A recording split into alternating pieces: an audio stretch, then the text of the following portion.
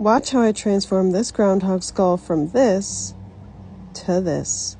But first, it all started with a spider. Don't worry, the spider was safely relocated to the garage, and then I found a second spider, which you can see in this little baggie here. So I have done this before. I've prepared an entire rabbit skeleton that I found in my yard, and also sections of a vole skeleton and a skull. And this is now my third with the groundhog. This method worked for both of the other skeletal remains that I found, so I'm going to use it for this one as well, and this is my recommendation.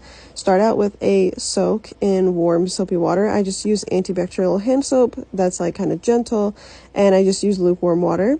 And then after I let it soak for like 10-15 minutes to just kind of like loosen things up, then I'll go in with a soft bristled toothbrush, and of course not your toothbrush, just a spare toothbrush or an old toothbrush, and then I will go and start to gently, keyword gently, loosen up the detritus and anything else that might be on it. The skull, of course, because it had spiders living in it, had spider webs and a lot of dirt, as you saw. So really I just want to get as much off of it as possible before the next stage comes, which I think is the most important stage if you want to like showcase and preserve the skeletal remains.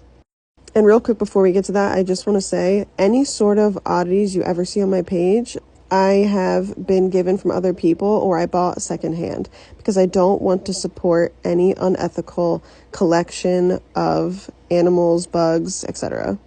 Okay, the next step is hydrogen peroxide, and I actually dropped it, so I'll let you see that.